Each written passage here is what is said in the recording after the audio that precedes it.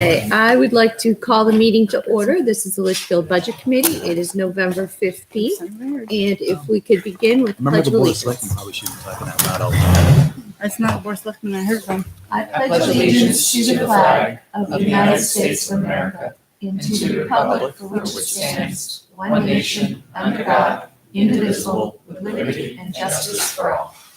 The only thing is we're the same status we always are at this time of year. All right. Our first agenda item is public input. We have people from the school district here, but we do not have anybody from the public. So we will move on. Minutes are not available yet from the 8th. Not from the 8th. So we will wait on those. But the first should be.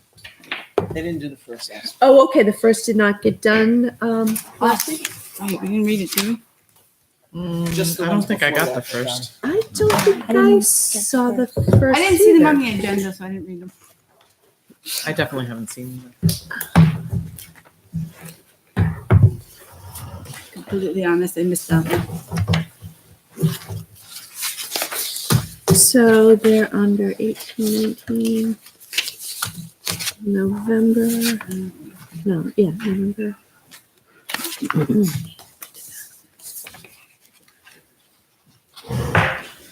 Oh, you know what?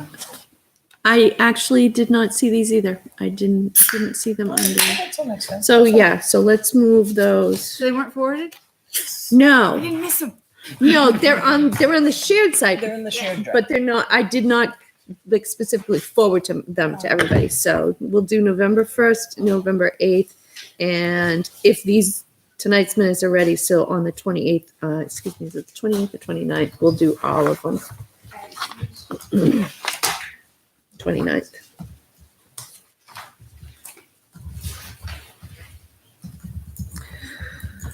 All right, the only correspondence has just been information and updates to the budget. I haven't had any other outside correspondence. So then, are there any follow-up questions from last week that people had that they wanted to submit or get answers to? All right, then let's jump right in because it does look as though it might be kind of a long list tonight. Jump right in then to human resources. Great. Oh. Yeah, if we could just start with a couple of Okay. pieces that were right out of the board meeting last night. So Okay. I wanted to give the Sure. budget committee some updates. And I'm going to start by passing around the enrollment projection sheet that the board has now had eyes on. And going along with it is, One second.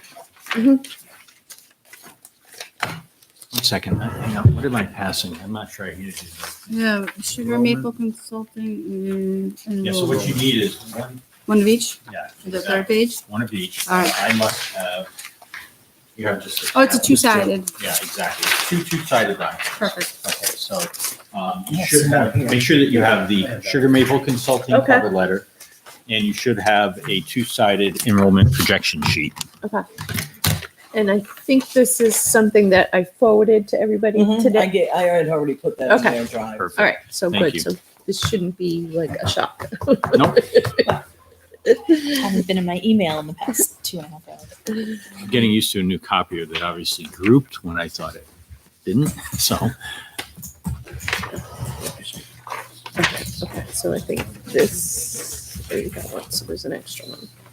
All right, so, I already have that. yeah. Actually, this is the second page too. where they Yeah, put the first page he has. somebody's missing the second page. This- Keep it simple. Yeah. If anybody doesn't have both, let me know.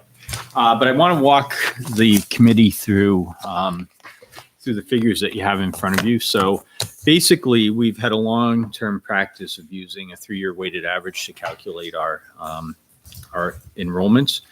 We've gone to a couple of different outside sources to do some of the calculations for us. However, neither source was available to us this year. So one gentleman has retired, is no longer able to do the numbers for us. And actually the second firm, the NASDAQ firm, is still in the business, but the pricing to get them to do the calculations was pretty high. So we chose not to go that route. Instead, we ran the numbers ourselves. We actually had a meeting with Ms. Kuchar and kind of went through, okay, how have we done this? What's our past been? Ms. Flynn has been doing a bunch of work behind the scenes calculating them.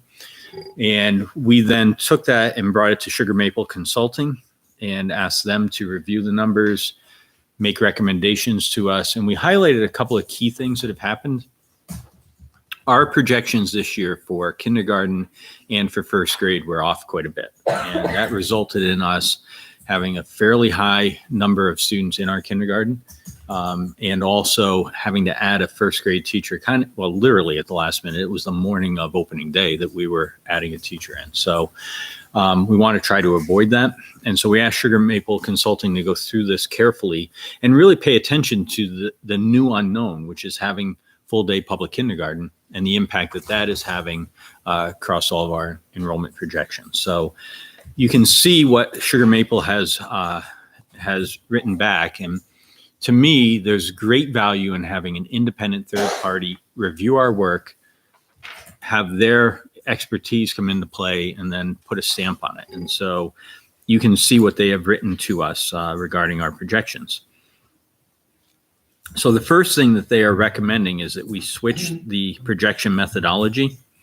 In the past, we have been using the birth rates in order to project enrollments, and their sense is that the birth rate number has proven not to be reliable for us, and so they're suggesting that we not continue with that methodology.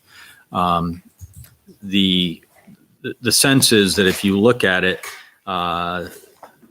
you have a birth rate number, but it doesn't really capture everything going on in the community. So it doesn't capture move-ins, it doesn't capture true recordings. And so they said you really ought to work off what you're getting for your kindergarten numbers. That's your best thing, but you're at a new point where you have to sort of say 81 is our new starting point. And so we're going to have to then, from the 81 number that we had this year, use a rising cohort methodology going forward in order to predict what we're going to have.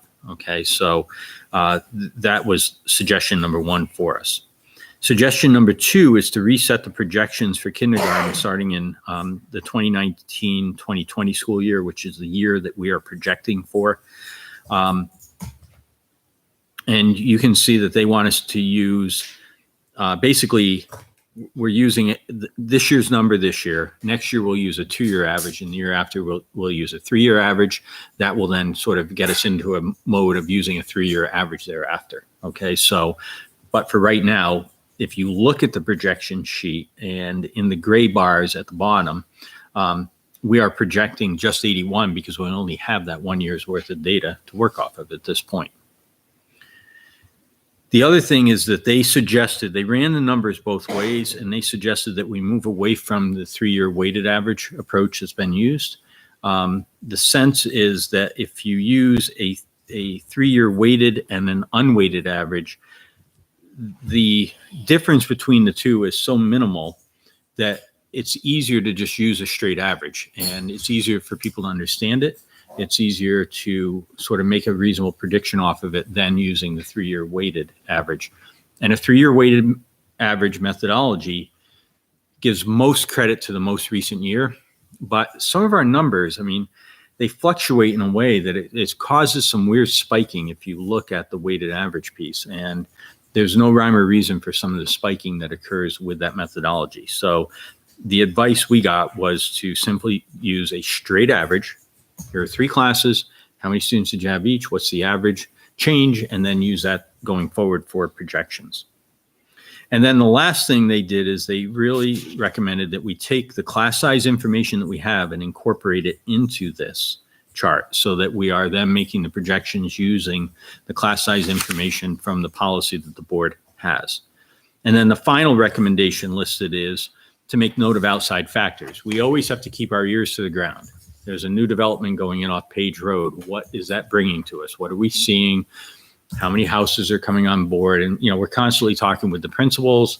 We've got a family ready to move in December, another who is ready to move in January. Those families have contacted us. So we know stuff is happening, and we're just going to keep that piece aware.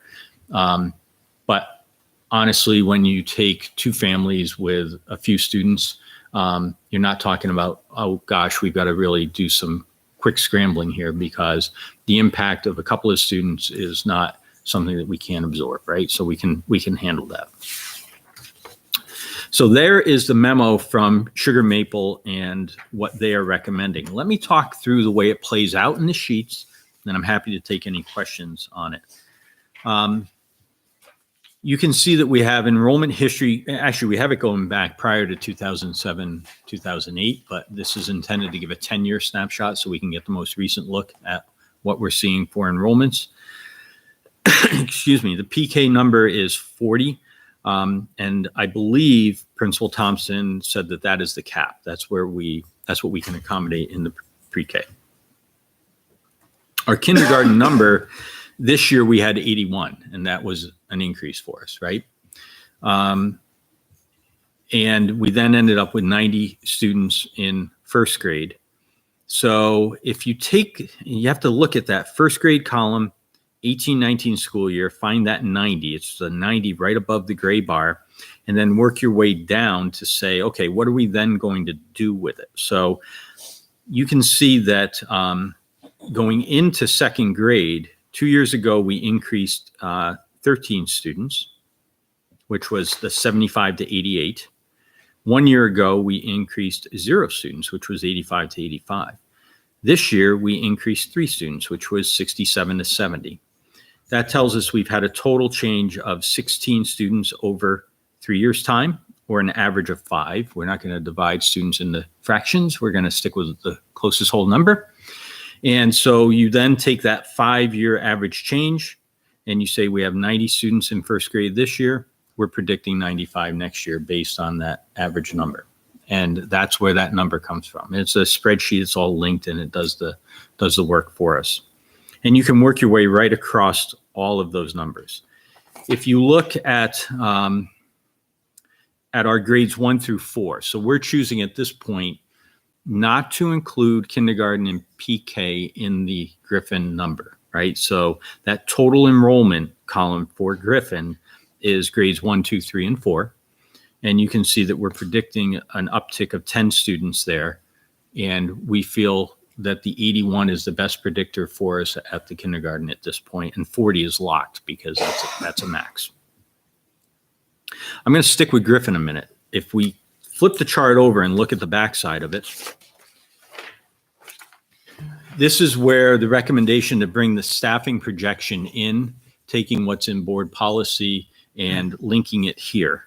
So in the 18-19 school year, you can see our enrollments in each of the grades. You can see the staffing we ended up with after we added that 5th grade 1 teacher. You can see the class size guide this year, which is 20 students in kindergarten, first and second grade, and third grade, sorry. And then in fourth grade, it does increase up to 23 students. Simple math, number of students divided by the number of staff, that tells you exactly what the average class size is. And in this case, it is a fraction because you have to show, are you above or below that? If we rounded it to 20, it wouldn't show that one class actually has an extra student in it. Looking down to next year then, and this is a piece that I want everybody with the budget committee to take their pen and fix, because last night the board took action, and the board really had a conversation about the class size guidelines, what we are striving for. The sense is that our newest students, our youngest students, in some cases our 4-year-olds who are coming to kindergarten right at the start of the school year, was a population that they were not comfortable having 20 students in a class. Editorially, as a father, I get outnumbered by 2 sometimes, so I empathize a little bit when I think about 20 students who are in a kindergarten class. And the board moved to change that strive for policy to 18. So I want you where it says 1920 class size guide in kindergarten, that 20 should become an 18 now, because that is the new class size guideline. And therefore it drives our staffing level from 4 to 5, because in order to meet a class size of 18, we do need an additional kindergarten teacher. So if I could just jump in. Please. So last night you were having the second reading of the class size policy. Correct. They changed it last night. Correct. So now it has to go back through the whole process of, it wasn't finalized then last night. I'm looking at Michelle because I want to make sure. I think their directive to us was to bring this forward tonight and to reflect this in the numbers. But I want to make sure I've That's got what that they right. said last night. They'll have, have to redo their reading at the next meeting and make it That- official. That's what I was asking. So now it goes, the policy itself goes back through the process because that then became a first reading. You now need a couple of weeks for the community to hopefully be aware of this in case there's a concern or a question or whatever. And then it has to be finalized at a now future meeting. So it was not finalized last night. That's still a preliminary reading. Perfect. Okay. No, that's a helpful clarification for me. However, I thought it was a directive to us to bring it forward tonight because we had talked about this sensitivity of this. Absolutely. Yeah. In the budget, that's, but I'm just pointing out that the policy is not finalized yet. And they can Right. certainly request whatever they want in the budget. There you go. We don't have to take an eraser to my change of 18, do we? No, It's noted as a request. yeah. All right. So that's basically the walkthrough in terms of the Griffin numbers. And if we turn back over to the front of the sheet, I just want to point out that Griffin is seeing that. If you look at where we are today, which is 340 students in grades 1 through 4, we're predicted to go up to 351, 359, and then 384 going forward with the question mark of, does the kindergarten number come in truly at 81? Is that going to fluctuate a little bit? And then what would be the ripple effect of that, right? But you can see that Griffin is in fact growing, predicted to grow a little bit over the next 3 years.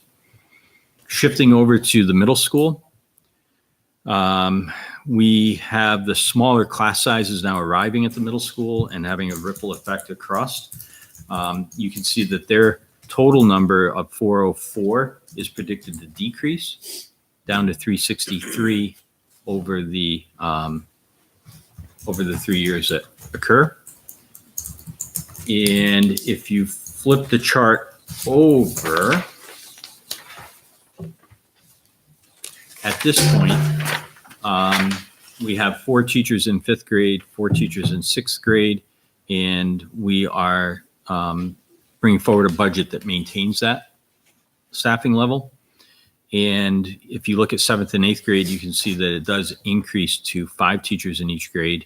And that's also a maintenance number, right? So we have 5 this year. We're planning to keep the 5. And I just want to point out to the budget committee that there's a change in certification in grade 7 and 8 that drives some of this. So teachers in grade 7 are required to be certified in content areas, and that differs from grades K through 6, where it's a general certification. So there's greater flexibility with staff assignments versus in 7th grade, we have to have somebody certified in math to teach math. So it does shift a little bit in terms of staffing requirements at that grade. And if you flip the chart back over, quickly looking at Campbell High School, you can see that we're currently at 439. As we work our way through, we are predicting a decrease next year to 421, then 410, and then 373. So slight decrease in consolidation in the numbers at the high school. Turning the chart over, you don't find a class size projection because class size at the high school is a totally different animal, where you're running various courses. You've got caps on lab sciences that can only have 24 students in them. Humanities classes are doubled up. You can have different staffing levels in those. Some of the upper elective courses, AP courses, et cetera, by their very nature, have a different enrollment. And so doing class sizes at the high school is a whole different ball of wax. So we didn't even try to include it in this chart. I think I've hit everything. and would be happy to take any questions or field any anything the committee would like to know about these numbers. So I just want to go back over what you said about the 7th and 8th grade for 1920. These numbers show that you could reduce a teacher at the 7th grade, but I think what you said is you're not planning to reduce a teacher at the 7th grade? We are not planning to reduce. I understand if you do the straight math on that, the class size of 16.2 it's not the same as at an elementary level where students are by and large with one teacher throughout the day. They're working through a rotating schedule. They've got a science class. You've got limitations on labs. You have specialized certification areas. In 7th grade, we have a doubled section of math in order to ensure we're meeting the math needs of the students. And so programmatically, it just changes it. It's not as simple. In fact, I know there are classes that exceed that because it's not a straight mathematics calculation. So you end up, by the time you work through the schedule, with students of greater numbers in various sections.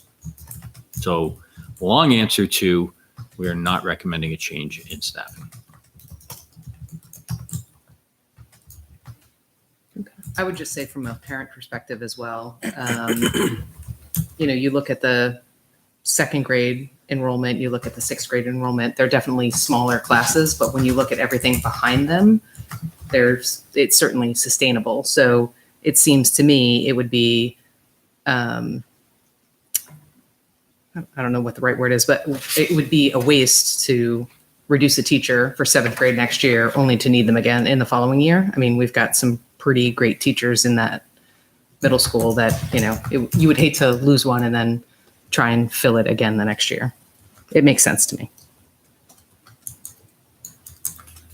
Any other comments or questions? One last thing I did not point out, looking back at the Griffin staffing change. So changing the 20 to an 18 gets us an average class size of 16 point something. I don't have my calculator. 16.2. 16.2, thank you. And then the staffing change is a +1 in that kindergarten column. And if you look, you can see that in 3rd grade, we are planning to reduce one section, but we're going to need that in 2nd grade to accommodate the big current 1st grade. So it's really a shift in personnel from grade 3 to grade 2.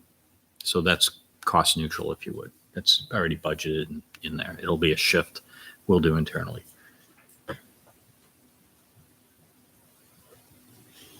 I would only also say that I had a kindergartner in the half-day program that was in a 20 class, and I don't know how they did it. That was something else. They did a fabulous job, but I think that this change is appropriate.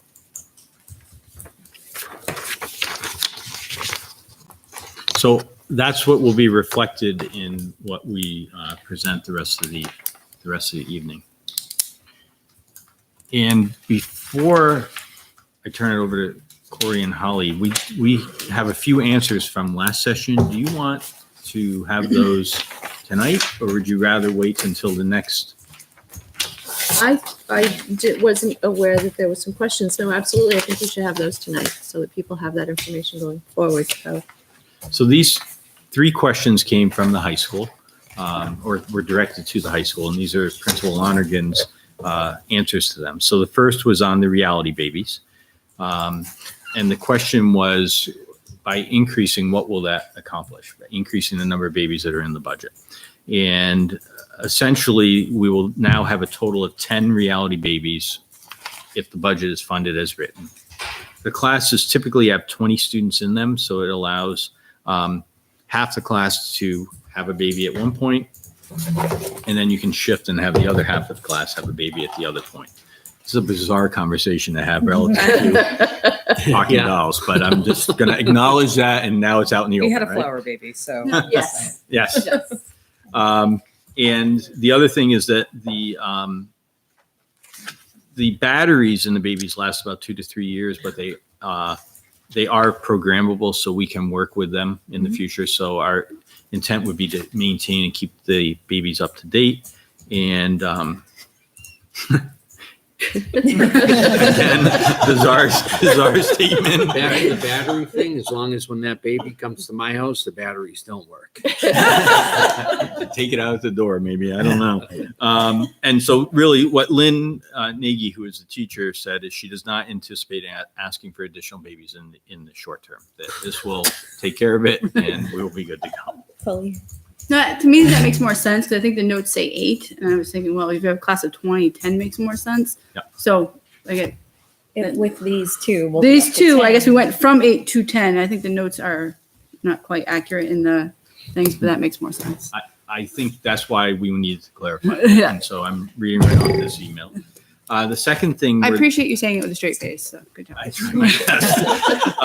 The next thing are the chairs that are in the tech classroom. And so Principal Lonergan again circled back. Basically, there are 18 chairs that need to be replaced in that classroom.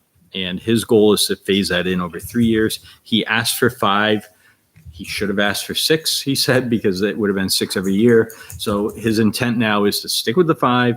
He said, I can always increase it, do 7 in a future year, 6 the final year, and we're all caught up. All the chairs are done, but it's a 3-year phase in of 18 chairs. And the last thing are the video cameras in the computer department.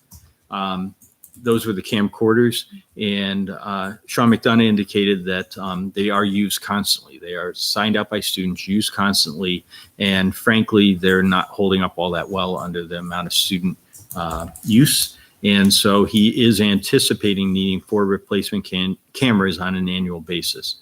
And by replacing 4, if you take the life of a camera, it will help to maintain that going down the road. So there will be an anticipated request annually for 4 cameras. That covers the 3 questions that we had heard to follow up on. So thank you for giving me a chance to address them now. And the principals will be here at the next meeting so they can answer more. All right. I just real quickly wanted to go through a couple things.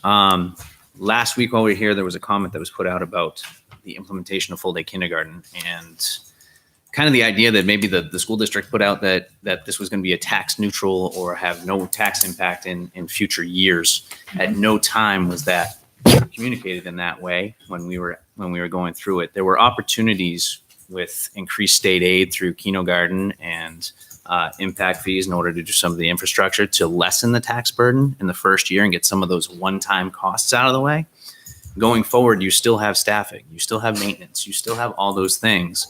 And expansion of a program such as kindergarten, like we're already talking about, putting a new teacher in, putting another classroom in, those are year-to-year decisions. I don't think the school district ever would have said there's not going to be a tax impact. I just wanted to clarify. I made the from my comment, and I'm going to stand by it because I believe that when you say the 38-cent impact, it was understood that that was to complete the purchase of the existing portables that are installed. That included And- staffing as well. But it also, we were slated to reduce staffing, which was then offset. So there was the impression that we're giving up our tax credit that we would get for not reducing by moving it over here. So the impression is that it was revenue neutral because I didn't take my deduction because it shouldn't be an ad because you're moving 3 people from the middle school into the elementary school. So that was an impression that not only I had, that our taxes aren't going up. They're not going down because we're not taking our credit, but they're not going up. So that would be true for the current year, but Right. that doesn't hold true for going. Well, it forward. didn't hold true for 6 months, which is, I have a problem when we put out something, send it something, and now not only have we changed, we're adding a couple $100,000 because between wherever you're going to put these kids, additional infrastructure and everything else, and then we're changing the ratio by which people made the decision. There's a lot of things being moved after. It's up to me. It almost feels like a bait and switch, quite frankly. And so, I mean, we approved it at this one thing. We approved it with the understanding there'd be certain ratios. Not even 6 months later, all of that changed. I mean, So, but don't you not know what you don't know? I mean, we kind of went into this saying we think this is the right thing to do for our students. And I don't know that you can predict some of those things. Like, you can't predict that we're going to have this many kids. You can't predict that class size for full day kindergarten will be better at 18 than 20. Like, nobody's got a crystal ball. And I There's think full day that- kindergarten everywhere. In a lot of places, you can tell what the ratios could be, and there were additional paras put in. So the ratio of 20-1 is inaccurate because there are at least 2 adults in a room. Eric, So- that would be like saying we didn't anticipate the extra 26 first graders, therefore that's smoke and mirrors because we shouldn't have added the teachers and the. When you have an extra 10 kids show up, you've got to make adjustments on the fly, whether it be first grade, whether it be kindergarten. So I don't think what was promised last year. I think it held true, but then going forward, you have to reevaluate where you are. And because more kids came through the door, this is where we end up.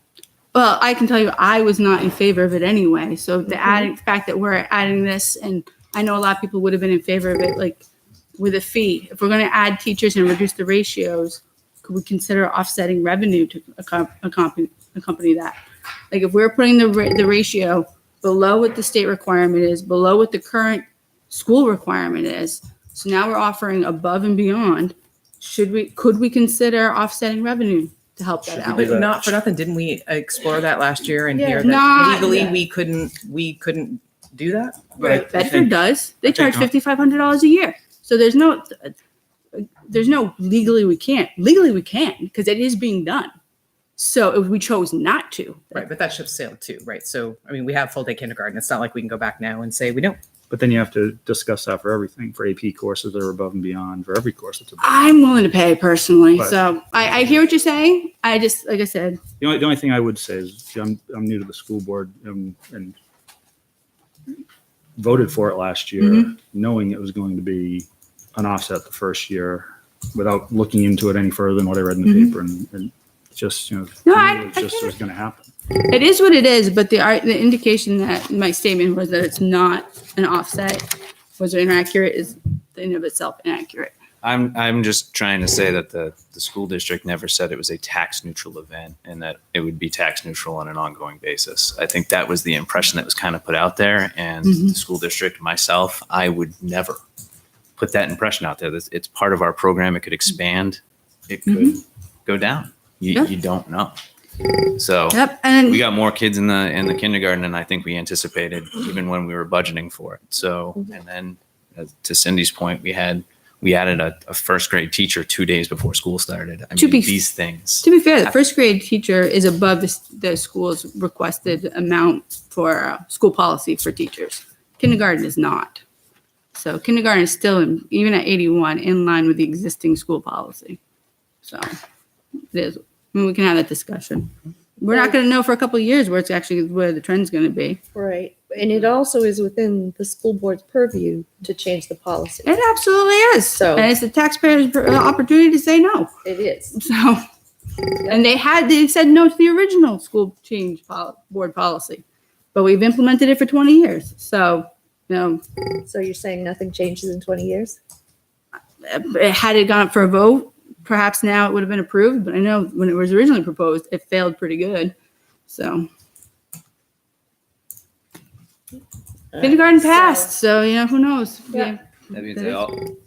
Also on the sheet that I put out, I put the what the appropriation had been, what the budget was. The project's almost done. There are a couple pieces being finished up at this point. Those last bills will be paid within the next couple months. We will come in slightly under budget. Not a huge amount, but slightly under budget. Since last week, a couple things that have come up. We actually did receive the you think you have that right there if you're looking for the second page. We had budgeted going in based on a 9% GMR for health insurance. We got the actual rates. Those actually came in with a premium holiday. They're actually a negative 1.1%. So in putting that in, going into the budget, there's actually a savings reflected in the new budget that was given in healthcare of $244,000. And also based on board decision last night, we went ahead and put the kindergarten teacher, the kindergarten pairs into the budget as well. So those have been provided today. Those are all updated numbers. That's what I have. Okay. Any other updates we need before we jump in?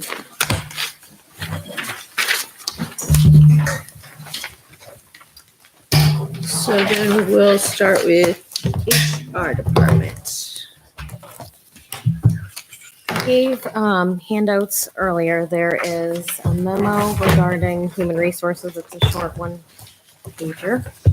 The human resources budget is comprised of expenses for new hires, wellness incentives for staff, fingerprinting costs for volunteers, advertising for vacant positions, year-end tax forms, account management for our dependent care and flexible spending accounts. Our biggest cost in the human resource budget is for advertising, $2,000. Professional services are second highest at $1,800. That's where we budget for and pay out our dependent care and flexible spending administrator, our third-party benefit strategies who manages our accounts and makes sure that we basically are following all the rules. The third thing is new hire expenses. We currently pay for designated volunteers that are in our school to be fingerprinted for their background checks. That's a cost of $20.75 per volunteer. The increase that you'll see in the human resources budget is $568 in professional services. That is for benefit strategies. We've had more employees enroll in those benefits this year. You'll see some decreases, minor things, supplies, travel, new hire expenses, which ends up with a total human resources budget of $8,360 with a total increase of $25.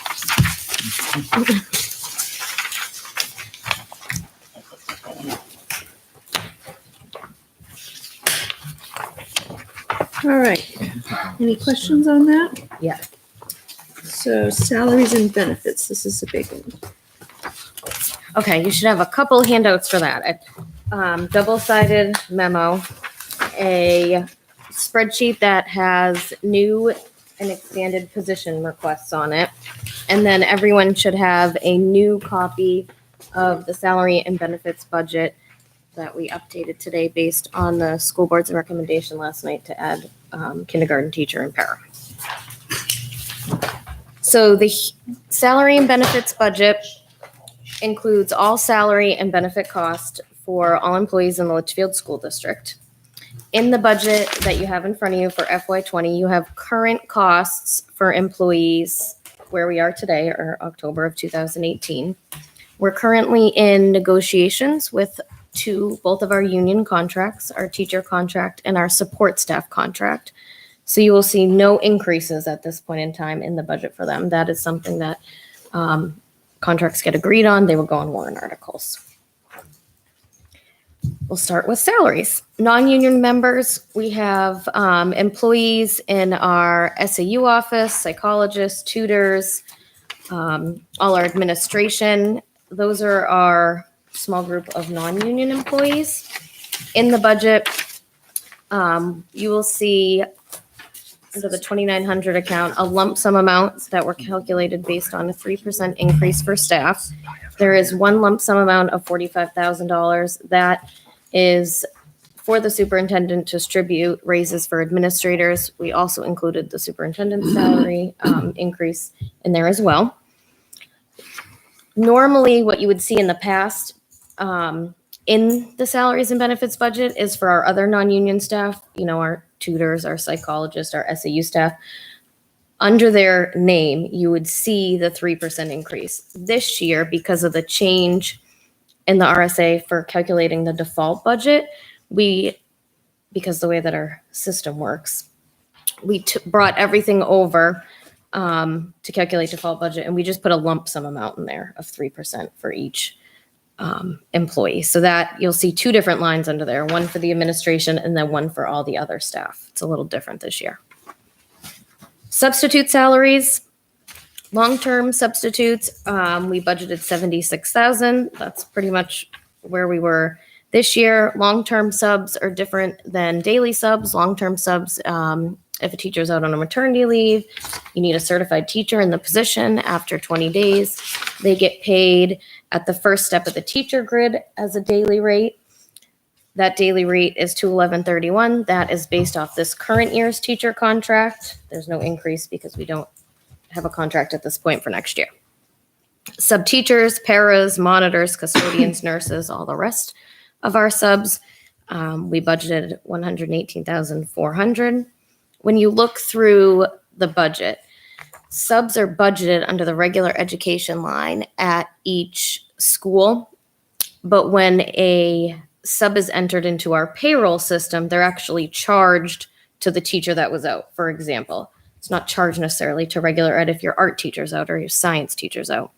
We're working on fixing that with our new timekeeping system. So hopefully when we come to you next year, you'll be able to look at the salary and benefits budget report and see the actual expense and what was budgeted all under one line.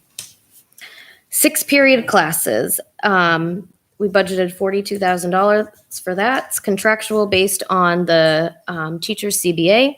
If an employee teaches more than their full-time teaching load, they get 10% of their salary if they're teaching for the year, 5% if it's a half a year.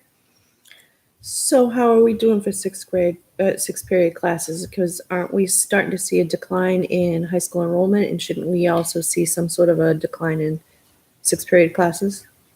We actually last year budgeted 42 and I'm about 48 right now because it's a lot of math and science classes that have the extra this year. So again, it's kind of hard to look at even with the decline in enrollment because it's specialized certification areas. We have more kids taking these math and science classes where these teachers already have a full-time load and they're teaching that additional class. And it looked as though, that makes sense, but it looked as though there was one less science teacher. When I was scanning through today, I thought there was one less science teacher at the high school. So if we're struggling with teachers to fill these classes, how did that happen? So you pay 10% of a teacher's salary at $40,000, right? You could pay 2 teachers and it's much cheaper than having that full-time teacher with salaries and benefits. Okay. We kind of looked at. So one of the ways that it's played out, I want to make sure I have this Yeah. correct, but a teacher will have 2 different courses in one class period. Yep. And so they get that 10% differential. So that could be a $4,000 differential. Mhm. However, if you offer those as 2 sections, you now are hiring another teacher at part-time and your cost is going to go up. So it's actually a cost savings in the long run. Right, right. As long as it can be justified from an instructional point, it's still effective to do it this way. Okay. Do I have that right? I get it. Can you just explain for the new among us? Yeah. What is meant as what is a 6th period class? So at the high school, the teachers have 5 blocks of teaching. So 6 period means that they would have maybe less of a prep, like they would have an additional class beyond that. So they would have, right now they do 5 classes and they either have like a supervisory, like a study hall. Instead of that, they would teach an additional class. Or in some cases, this doubling up action. Yeah. So they would have sort of 2 classes in one of the 5, and they get that additional compensation for really taking on the extra prep because you're prepping for 2 different lessons and teaching 2 different classes at the same time. So it does give that attention to, it takes a lot of extra work to get done. All right, moving on. Teacher and paraprofessional grade changes. So twice a year, we let teachers or paraprofessionals change their pay based off of the pay schedule. So for teachers, if they go from a bachelor's to a bachelor's 15, meaning 15 more credits, they can move along on the pay scale. For paraprofessionals, we have the way that pay scale goes, it could be education, such as high school diploma to associate's degree, or not being certified by the Department of Ed to being certified by the Department of Ed. So we offer that on September 1st and February 1st. So we budget basically $7,500. We go out and ask, do you think you're going to have that change in the next year? And by grade here, we're not talking class grade. Right. We're talking pay grade, right? Yes. So we're using the term in an educational sense. It can be confused, but Yep.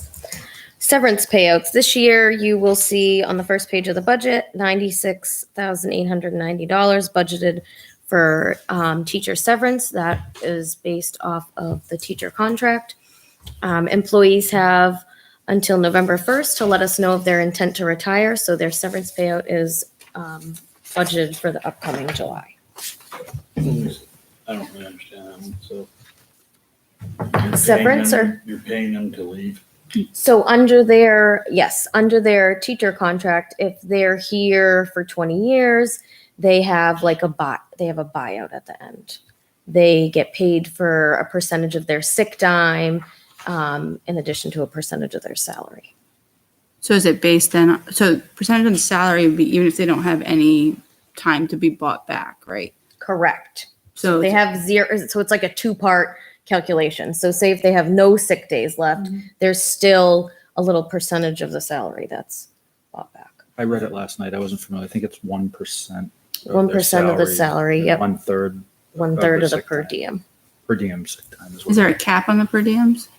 I didn't see it in there. Well, not necessarily, but I mean, it's capped based off your salary. Right, I mean, but can you like buy back 25 days or 30 days? Okay, or- I'm sorry.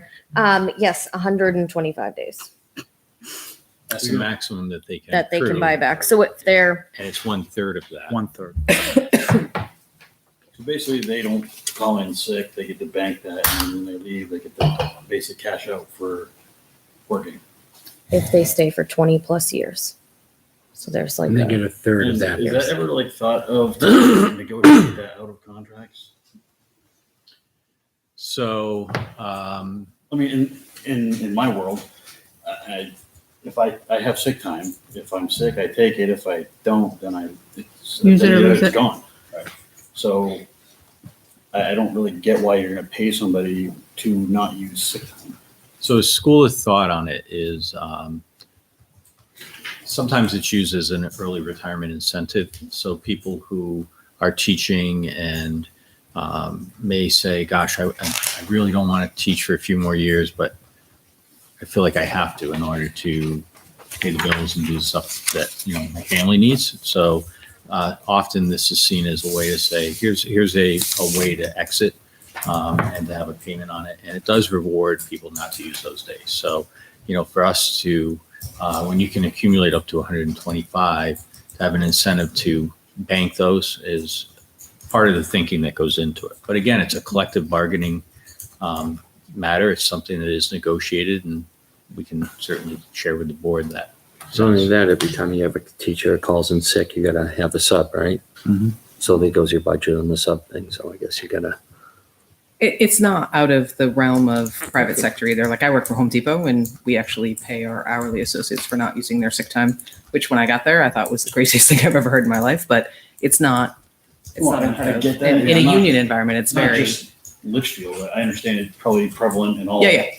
education, but it when is a a taxpayer has to pay somebody for not using sick time, I just, maybe they don't know about that. Maybe they don't know if they're paying for somebody to not use their sick time, or with these severance payouts. It's just, do they ever think about, just the question, do they ever think about that when you guys are negotiating these contracts with the unions to say, hey, maybe we don't offer that anymore. Take that off the table. So when we go into collective bargaining, we actually go line by line through the CBA with the whole administrative team. We look for things that have been an issue, problems that have popped up, things that aren't in the CBA that we want to make sure would be really helpful for us. So we engage in that kind of conversation. We get our board team to then develop a set of objectives that they want to see happen. And then you sit down with the other party, and everything's a negotiation. So you're going back and forth around all sorts of stuff. And at the end of the day, you end up with the best agreement that you can settle on. I understand negotiation. So I just can set a high objective. Do you guys but look at that stuff, or do you not look at that we stuff? do look at that. Yeah. So what I'm telling you is we've gone through the budget line by line, or the collective bargaining line by line, and we've identified areas. But even if we have a high priority, at the end, you're negotiating and something gives, you don't get everything. That's the nature of negotiation. So And two, and we'll see this when we do get a proposed collective bargaining agreement, it goes to the community. And deliberative session is the time that you get that feedback. So if the community doesn't like some part of it, you'll get that feedback, which is why deliberative session is really important. And a lot of people skip it. But that's where you get a lot of your details. Well, here's what's in the collective bargaining agreement, and here's why it's being proposed or not proposed, or these are the changes in it. So it does get advertised, and it'll get advertised even outside of deliberative session, where explanations will go around when you get the voting ballot, and there's an explanation sheet that goes with it. So that explanation will be in there too. So people probably forget, but when the contracts come up, all that information is front and center, and people should be reading it and paying attention. Sure, it's a learning curve for me too. I don't know a lot of this stuff, that's why I'm asking. And when it wasn't pointed out, I think another thing is competitiveness. I'm a teacher. All districts have something like this. But the other thing it is good for also, in a way, is as teachers get near the end of their time working, you switch over and you lose that high salary with a payout to give a bridge, usually from Medicare, Medicaid. But you get the younger teacher in at a much lower rate. So it's kind of a bridge between that year to help a teacher retire a year or two early. The sick time, the only other thing I think of is with sick time, you're paid not to use it.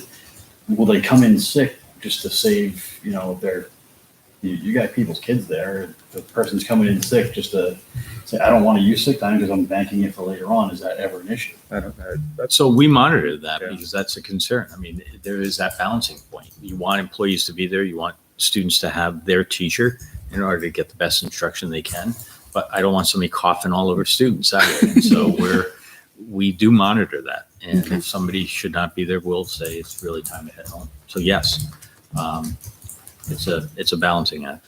Do we keep track of our exposure for like the next 5 to 10 years on this? We know, because some years we're going to see one severance. This year we see 3. We do I've for seen auditing. the staffing, as wonderful as they are. There are some that are further along. So do we know what what the magnitude of our 5 to 10 year exposure is going to look like? I don't have it off the top of my head, but I do keep every year for our auditors. We have to give them that information, like who, based off of the severance, Mhm. who's at the 20 years, who would get it, what would the cost be with current salary? So yes, I mean, even some people who aren't quite at 20 but are like 18, odds are. get it. But yeah, but assuming that it would be Right, in 2 right, in years, 2 it years becomes they a would get it. liability. So Correct. do we track that? Just year by year. So somebody at 17, do we know where they are in there?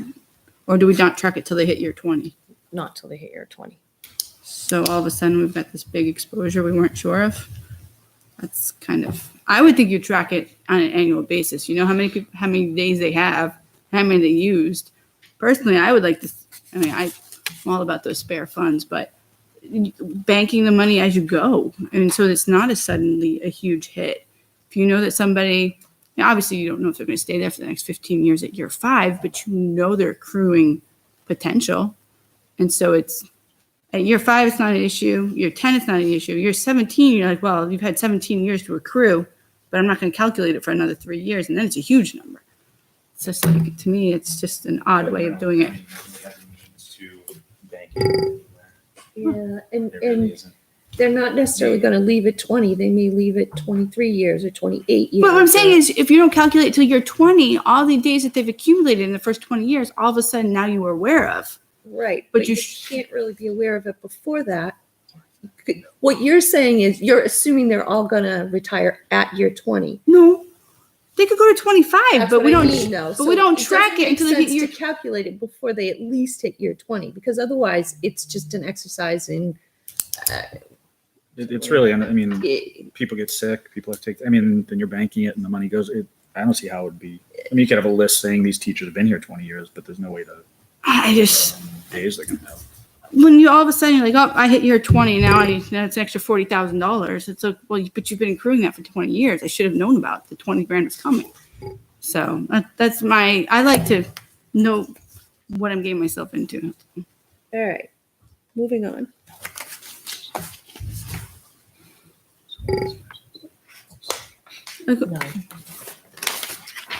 If I can just, one other point, because I know this concept is new, and I just want to punctuate a point that Mr. Myers was making, and that is, if you have a teacher at $70,000 and they announce their retirement and they receive a payout of $40,000, the likelihood is that you're hiring somebody in at $40,000, which would be a starting pay. So, you're saving $30,000 in that first year, you're saving $30,000 in the second year, you're saving $30,000 in the third year. And so Depends on the subject goes up. though, because we've had situations where we had Absolutely people come in accurate. that's significantly higher also because it's a more specialized. We had a math person, I believe, who came in with a PhD, straight hire replacing somebody else. And if we're trying to hire the physics teacher, we're going to Exactly. hire the most qualified person that we can. Exactly. So I'm No saying doubt it's, about it.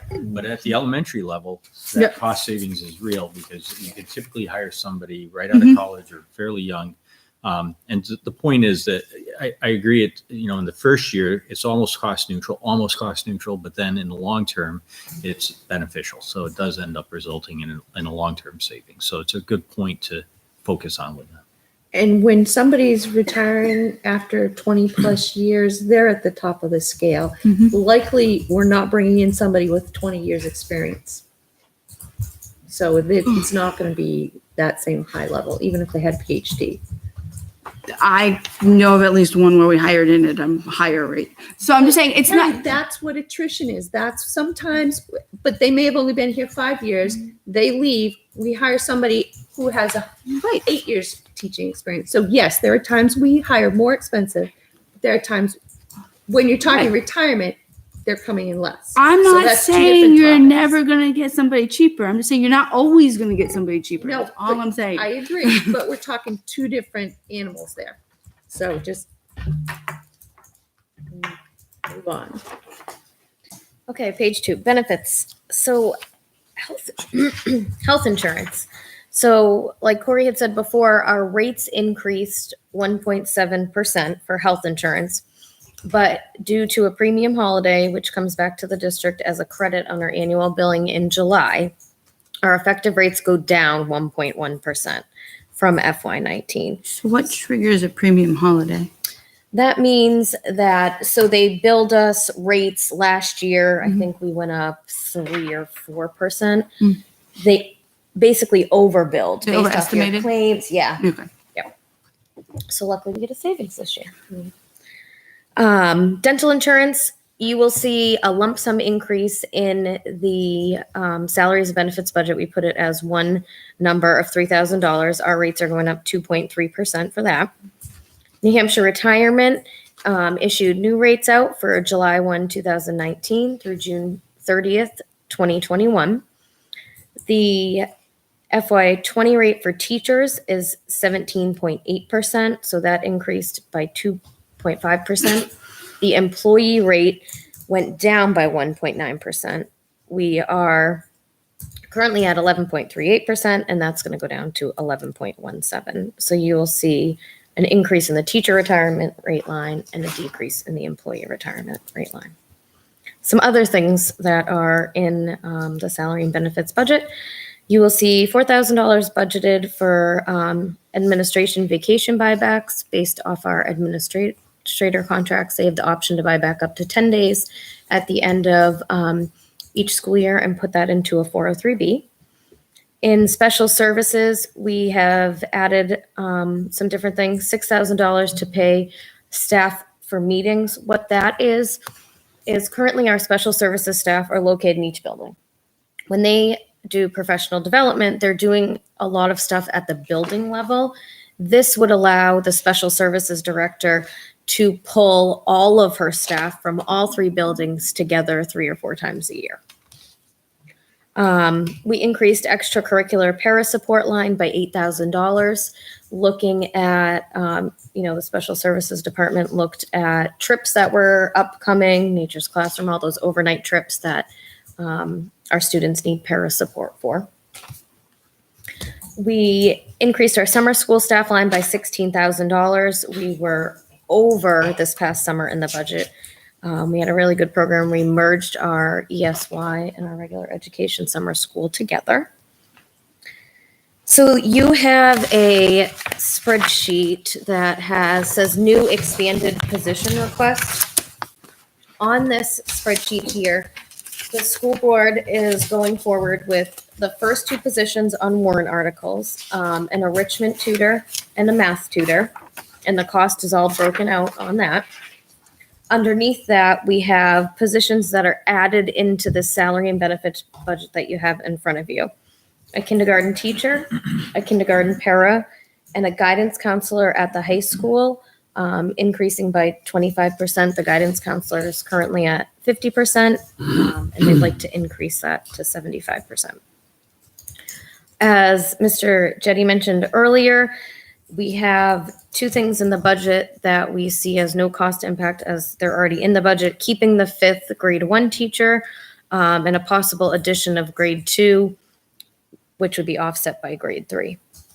The final piece of this memo shows just different variances broken down by object code to show you the increases, or decreases on lines such as salaries, FICA, health, dental, retirement. So the total salaries and benefits budget is $17,287,204. The total salaries piece of that budget is $12,189,170, which leaves the benefits cost at $5,098,034. The total increase in the salaries benefits budget is $540,794, which is a 3.2% increase. In that key variance section, I took that $540,000 increase and broke it down to show you where those increases come from. So then the ones that are in expanded positions, this 118,000 is part of that 540? Yes. Okay.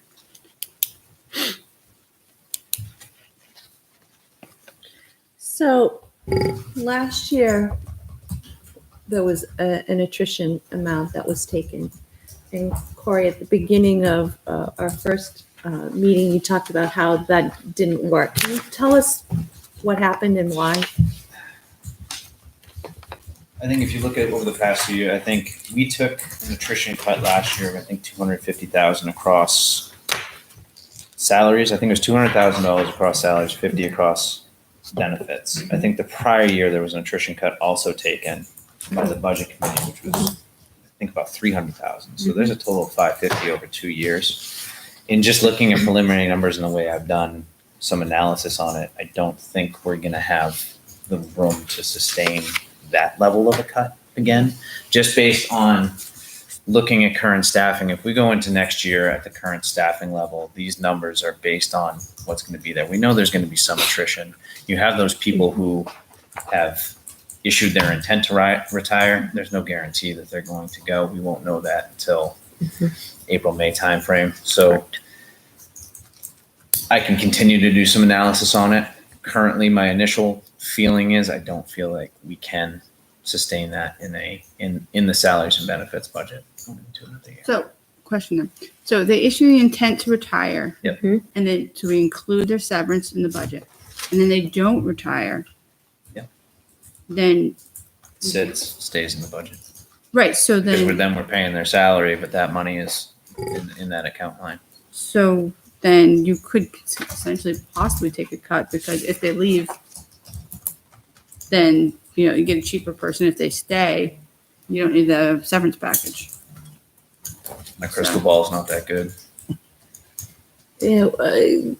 Traditionally, and I shouldn't say traditionally, many years, there hasn't been an attrition cut at the high school because a lot of times what you need for math and science and most of those are so specialized that when you lose somebody comes in at about that same rate and sometimes higher. Yeah. There's been some attrition at the middle school. Your big attrition is usually your elementary school because you are usually bringing in less expensive teachers. Right. Not always, but usually. So in the past, they would take a hard look at the elementary and make an attrition cut just there, kind of weigh in and maybe take a cut at the middle school and not usually take a cut at the high school. So that was interesting last year to have it come forward with already attrition taken out. So that's just a little history of what has happened with attrition. And I'll continue to revisit it. I can look at it again and bring some findings forward if that's. Yeah, because I was looking, comparing last year's budget to this year's budget, where things were up, where things were down. And it's kind of hard to gauge that quickly. I haven't actually tallied anything. But do you have any kind of records of where you expected to come in, and then after all the hires were done, where you ended I up? can pull those numbers. That would be helpful to see how we did this year. Yep, absolutely. Because 540 seems really high of an increase. And that's before any of our two union contracts. Right. Correct. Right. So this is concerning. But it's really 420 when you take out the 3 positions here. So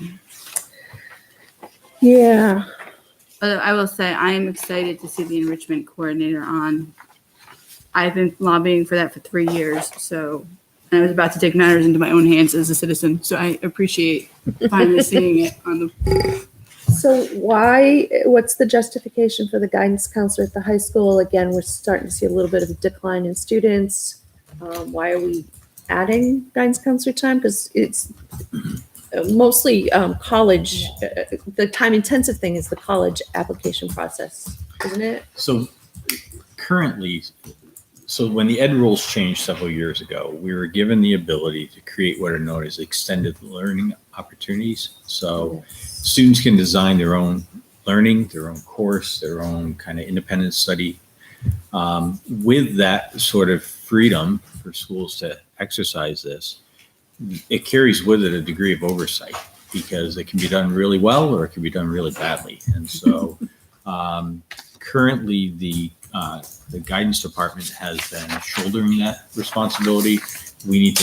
Our goal is to increase the time so that we can better pay attention to and expand the number of effective ELOs that we run. And so I think, when we're looking at, even though we're talking about a population that could be declining, targeting individualized extended learning opportunities to students is something that we want to focus on. And it will require, it's a different way of thinking. It's not a teacher in front of 24 students. Instead, it's an individual working with a multitude of students to ensure that they're designing credible extended learning opportunities. And I've seen districts and know of districts that have not paid that level of care, and you can end up awarding credit for things that you probably ought not to be doing. Yeah. So we don't want to go that road. We want to make sure that what students are accomplishing is legit. And that's why it says, I think in the column, it says something about extended learning opportunities as the key reason why we are increasing in that. I think that's a very great thing to be pursuing, especially as we see. My concern has been, even since before my kids were in school districts, the kids who are not being serviced as well as they could be because they're outliers. And to me, an opportunity for them to be able to use a program like this to focus and get the attention they deserve is a great program and an opportunity for them. So I think it's awesome to give these kids an opportunity, and it's something that'll go forward into college as you go in, and you can design your independent studies. It's a great experience. I think it's awesome. Another question I had, or just looking back at some history, co-curricular.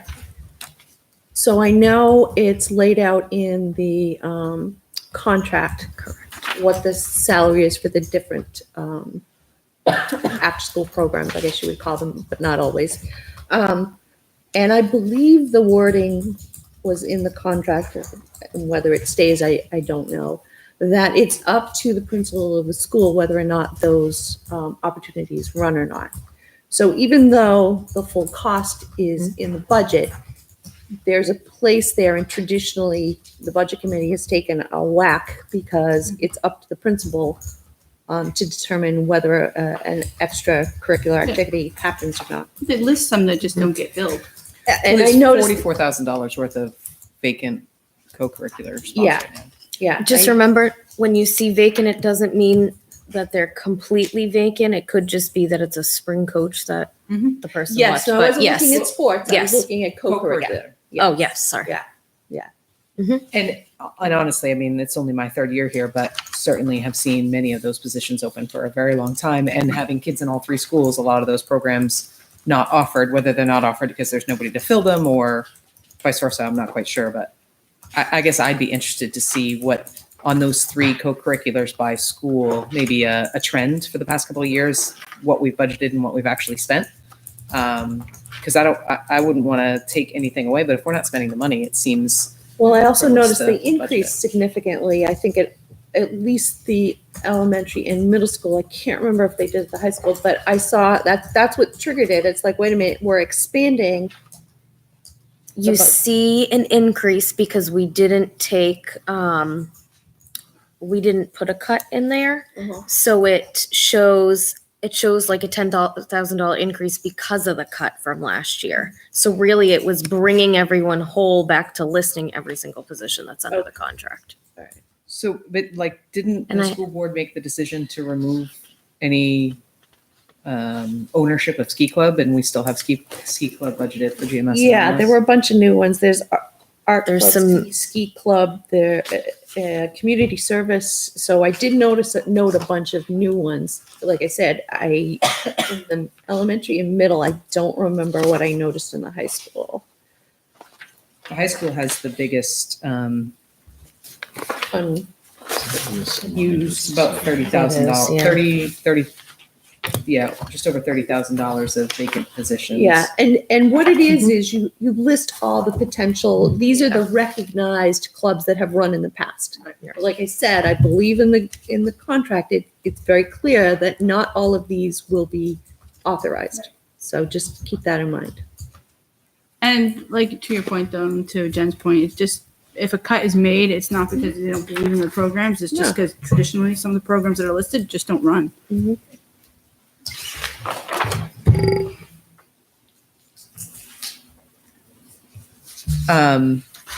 Only because I know we did this, I think, 2 years ago. I guess and Cindy, you might have these numbers, but just to glance at the total amount budgeted versus spent for all salaries and benefits for the past 5 years would be something that I would be interested in seeing. And then did the district make a decision to, because I don't see it on, is there no longer going to be an assistant AD?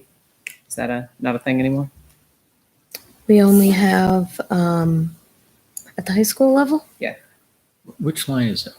we only have an athletic director. Oh, an admin assistant? Yeah. There is one in there. We had Oh, okay. I just didn't a see new employee, yeah. I can show you. it.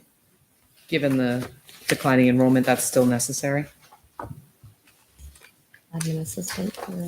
So the athletic director at the high school is a part-time position. So the AD teaches also.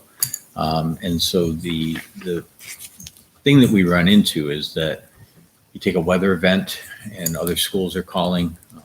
You're trying to figure out what you're going to do with buses and all sorts of things. So somebody needs to be able to field the questions that are coming in when the AD is in the classroom. So we're not yanking the person out of the classroom. So really that's why that support position is there. And that's part-time also, right?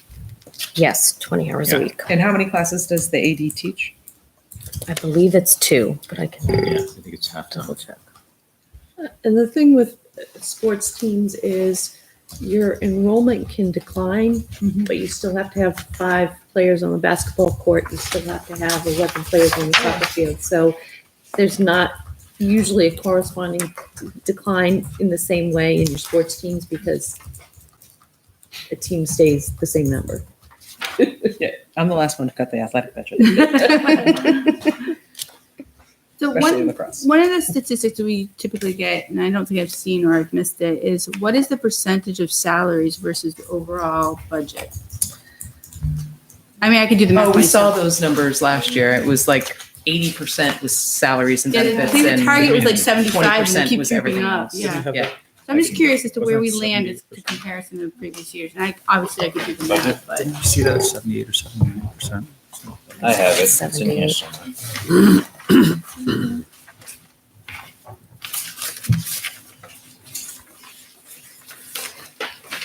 the paper. And then the stuff that's being negotiated now for contracts is for the next year? Yes, Okay, not July. for This this current budget that's right here. It would go into effect in July, wouldn't it? July 1, yep. So it'd be half the year. Uh, Well, For us, it's the fiscal year. Yeah, well, that's right, Yeah. we approve in the full year. January, goes into effect. goes in for July, so it's Unlike for the this. town, which FY approves in March, we would write to January. Gotcha.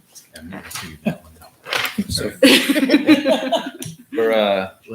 FY19 budget this year, for just the budget, salaries and benefits makes up 78%, 78.48%. Non-payroll is 21.52. This recommended budget is 79.44%. Salaries and benefits, 20.56% non-payroll. It tends to hover around that 80-20. Yeah, it used to be 75-25, so it's creeping up. Okay, Health. well, two schools of thought, right? And this is where when people are, you could either increase your budget to reduce the ratio, or you can cut costs to reduce the ratio. It all depends on which school of thought you want to go to. Not that I'm proposing to increase your budget to get it down to 75, just. I know which school we'll pick. If you're asking. All right. Any other questions on salaries and benefits? So do we expect to have the contract complete and ready to be reviewed before warrant articles? Are we on target? I was Hope so.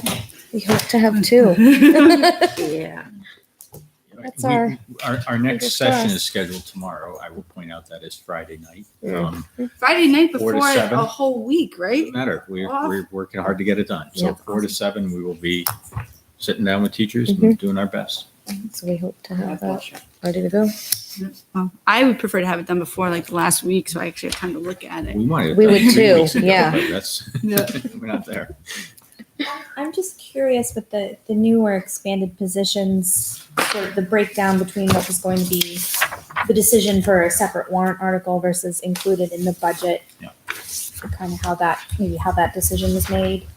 I'll take a stab at it, but the new guy, see if I get this right. So traditionally, when it's a new position, so in other words, Brand a new. position we Yeah. don't currently have.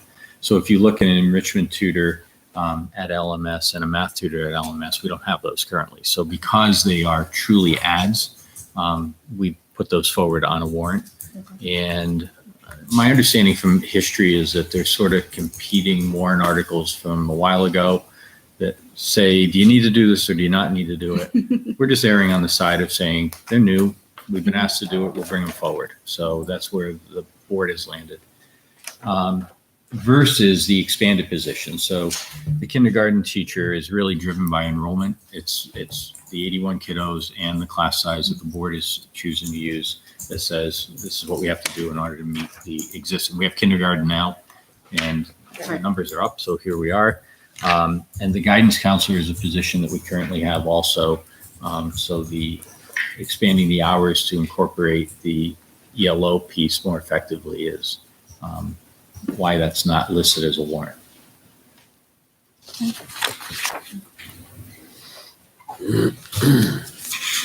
And Is it possible for, sorry, it's a new question. just the guidance piece, I just want to, we have parked it there because it currently is there, but we've had conversation that maybe the ELO piece shouldn't be there.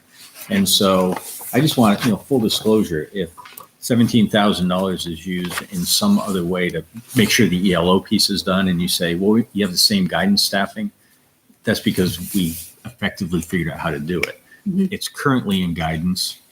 Not every school has it in guidance. So as we examine all of that, so I just want to be clear that this is about money to enact a program and that we're currently doing, but to enact it effectively. And whether it resides in guidance in the long run, I'm not totally confident of. So that's the one I like the idea. I support the position and everything. Traditionally, this is where the whole competing warrant articles comes in. Prior to a couple of years ago, increasing hours was included as warrant article items.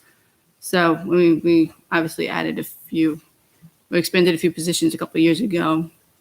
I lost that argument as to it being a warrant article, but up until recently, these types of things would also have been a warrant article. Precedent's been it has been established where there may not be. But if we're actually considering like it's a formalizing a program, it might be more clear to be what is a warrant article. I don't know. I mean, I don't know what the right answer is for that. That's something you guys have to figure out. But to his point, he is correct. If the school class size policy, additional teachers typically go in the budget. And if that becomes a school policy, then that's what we have to do. But I do like the enrichment tutors and the math tutor. I think that's awesome to see that there. I wish we could slide that in the budget, but I would not be consistent because I'm consistency, but I will be one of your biggest champions on those two. No means no. I understand no means no, but I think I believe that you can win people over and support it. And realistically, even if it fails, it doesn't mean it'll be done the way it's done now. People will jump in and enrich as volunteers without taxpayer money. So. Did I answer the question? Yes, thank you. You're welcome. Appreciate that. Any other questions? I don't know. Struggle with this one. So again, if you, over the next 2 weeks, if you do come up with something, let me know. I'll forward it to the school and we'll get some answers before our meeting on the 29th. All right, so it looks as though the next section is SAU and school board.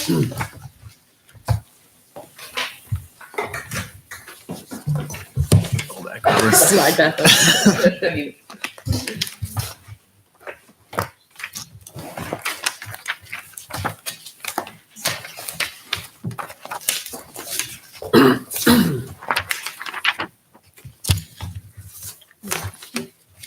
Is it me? I'll do it.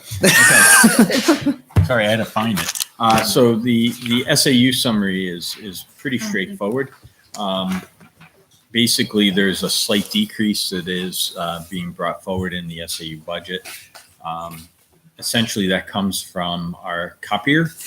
So it's the third year of our payment contract for the copier. So because we're making the final payment in March, we're then going forward, we'll have just an annual contract, a yearly service contract on that. So there's a decrease of $6,400 in the copier line. And is that the overall decrease? Overall decrease?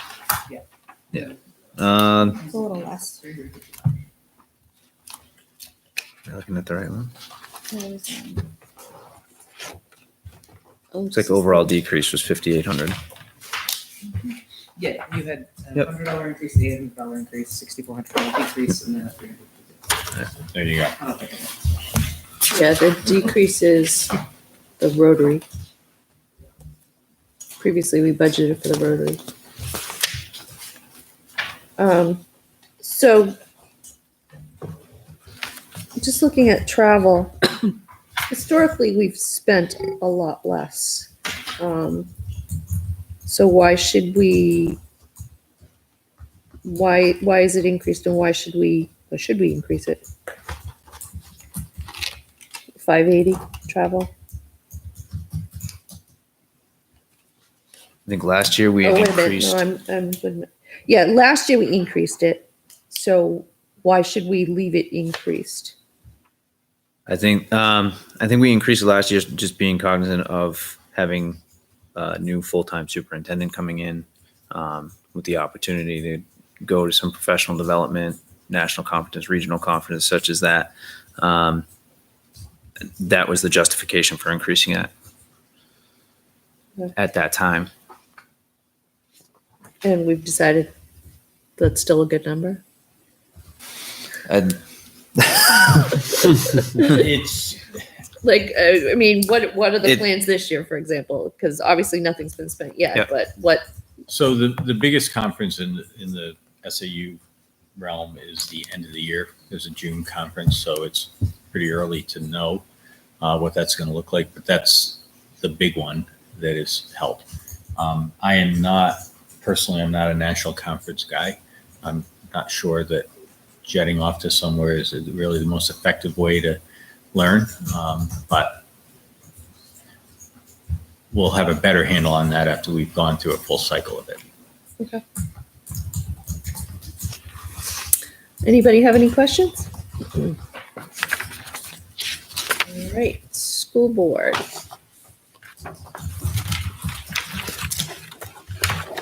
So the school board budget is up $549, and if you look at the columns on it,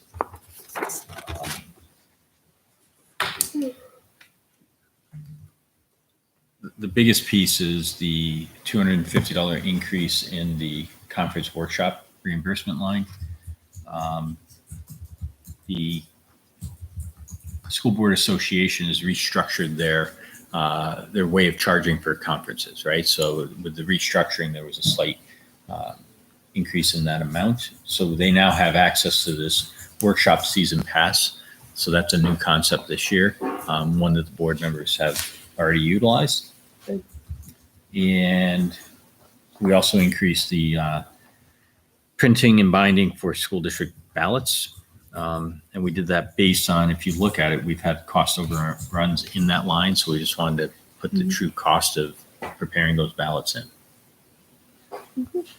So the season passes, like you just log in and you can watch it, or how does that work? So some are webinars that you can do that, and others are conferences that you can go to. They used to charge you like per workshop. You got to sign up for each one and pay for each one. And instead they've offered, a season pass for $250 to a 5-member board. I'm sure it's more for a 7-member board. Right. And so then they have access to all of them. So, pardon me, it's actually more cost effective in the long run to have a season pass, and it's more easily predictable. I think Can I people- add one thing? Please. I will say that in years past, the individual conference fees were $45. They increased them last year up to $85. So it is a substantial cost savings, and more members are now taking. Yeah, I think it would encourage more usage. Absolutely. Yep, learning is never a bad thing. And is it typical to not have anything spent in this account so far this year? Which one? I'm sorry, in the entire, there's no, am I reading that wrong, Cindy? Oh, the year-to-date year-to-date? is blank. Oh, because we never had the 250 in there before. And last year, I think. No, I mean, this Whole whole column is- budget, Oh, year-to-date I'm is sorry. blank. I So, thought you meant just that one. I'm sorry. nope, that's all right. I would say that's a report error Yeah, it looks like it. because there should be expenses in there. That's weird. It's weird. Is that across the whole? Just the entire, It's the whole, This report. this report. This particular report. Yeah, that's I think it's only this one so far that. in the reporting software. I'm gonna fix that. Say you came through.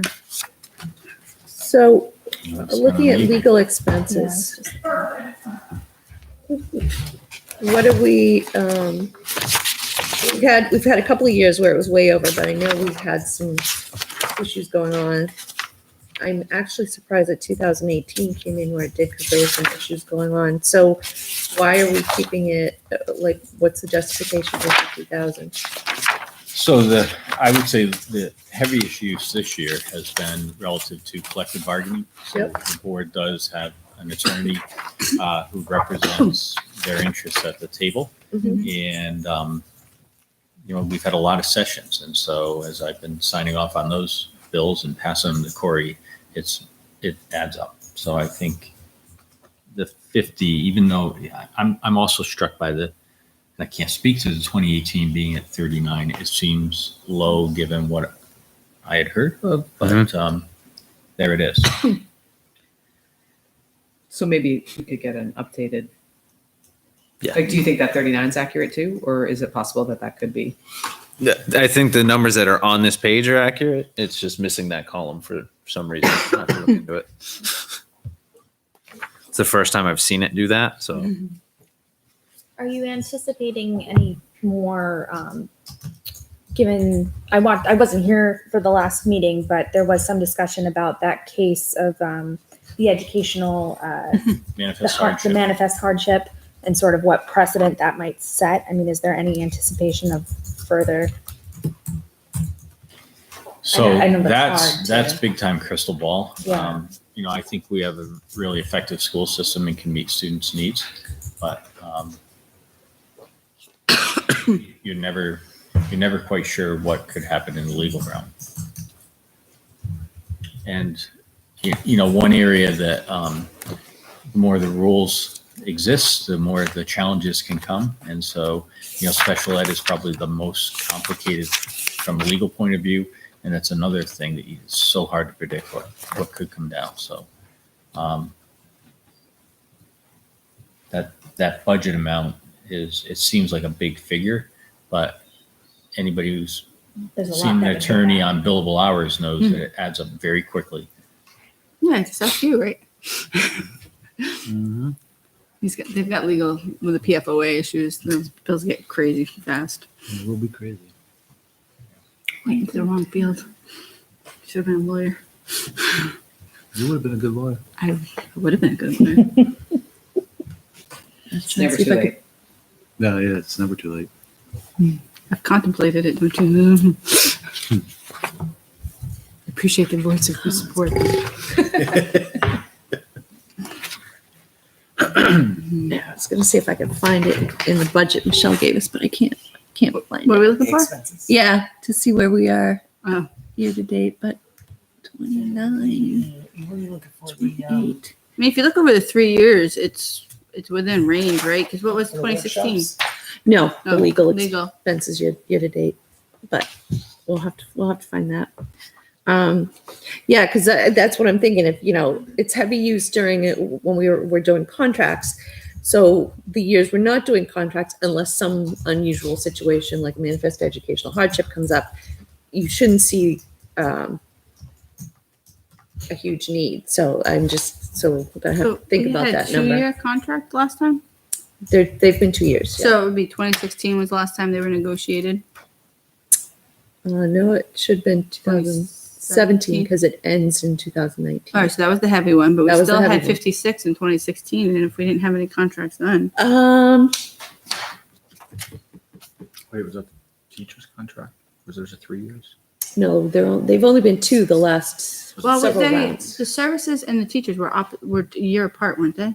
And now they're One of them I thought The support staff was brand new this last time, the so they last weren't time on. around, yeah. So they were They're a completely 2-year brand new. instead of 3. Yep. And they just landed in the same year this year, but I thought they were in different years last time. No, because the teacher's contract Oh, used to be 3 years. They were on the same Yeah, ballot. used to be 3-year contracts, but the last several rounds have been 2-year, 2-year, Yep. 2-year.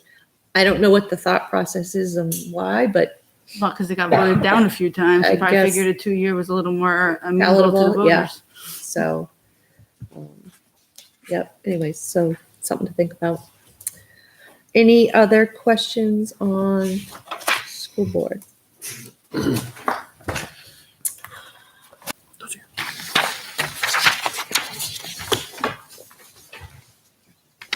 So I'll let that go around.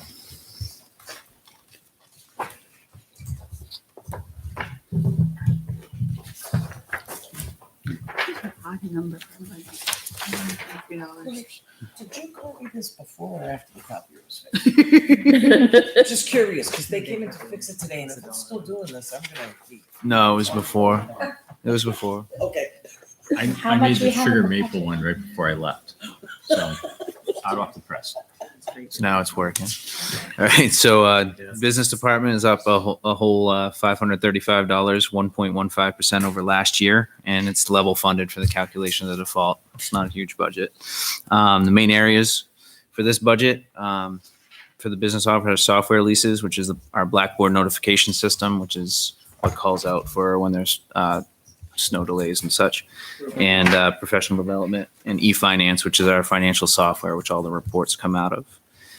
The anticipated increase in software costs for e-finance, I did based on the prior year and historical payments. They do go up each year, and increase in the conference due to increase in cost of the season ticket. We split the season ticket between the business office and the SAU, or the school board, I believe. So that's the business office. Any questions?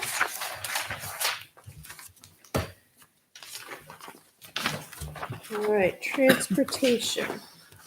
Don't actually have a summary for transportation. It was put in the budget at a 5% increase over last year. We don't currently have a contract with a bus company. Last night, the board authorized me to negotiate a contract with First Student, which is our transportation provider. So that'll kick off within the next couple weeks, and then we'll have a better idea where it's going to go. The bids that we received were less than that 5%, so I do anticipate the cost to come down. Take a look at the gasoline in the current contract and see if you can do better. I was appalled by the cost that the last business administrator agreed to for the gasoline cost for stuff. I don't think gas is at that rate currently, and we've been paying that rate for the past couple of years. Yeah, we plan to sit down with them and go through the contract. So hopefully within the next couple of weeks, we'll have a better idea what those numbers are going to look like. So by the 29th, do you think you'll have, or? I don't know if it's going to move that quick, Okay. but it is, like I said, the two bids that we received and the one that we're going to look to negotiate did come in less than that 5% increase that was in here. So Just trying to think of how going forward. So on the 29th, we make any adjustments. Then on the 9th, was it the 9th? That we- 6th, I think, December 6th. Yeah, I thought that was the school. I mean, the town. I thought the town was the 6th, and I think the school is the, 13th. Following week. yeah, the 13th. 13th. That's the date I was looking for.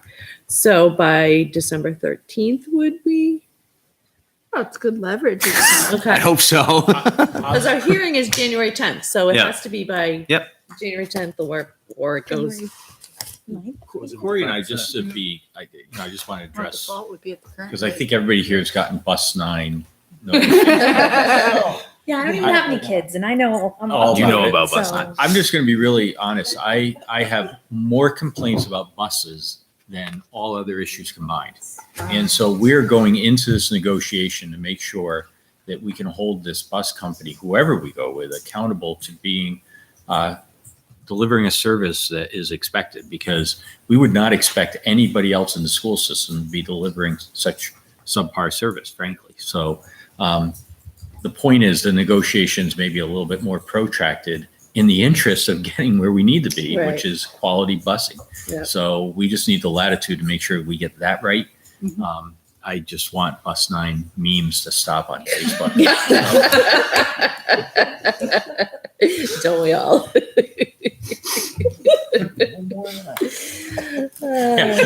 Michelle really wants them to stop, right? She I did it. don't find them funny, I'm sorry. And she did she did They're a, hysterical. a ton of work on the bus routes. I mean, just to give I credit don't where take it's them due. personally, maybe the public doesn't mean it that way. A ton of feels hours personal. right there Yeah. trying to get this figured out. And Yep. anyway, it's not in any way to blame Michelle, because she did a very good job. No, some will. Thank you, I appreciate that. All right. So then after transportation is building and grounds. You.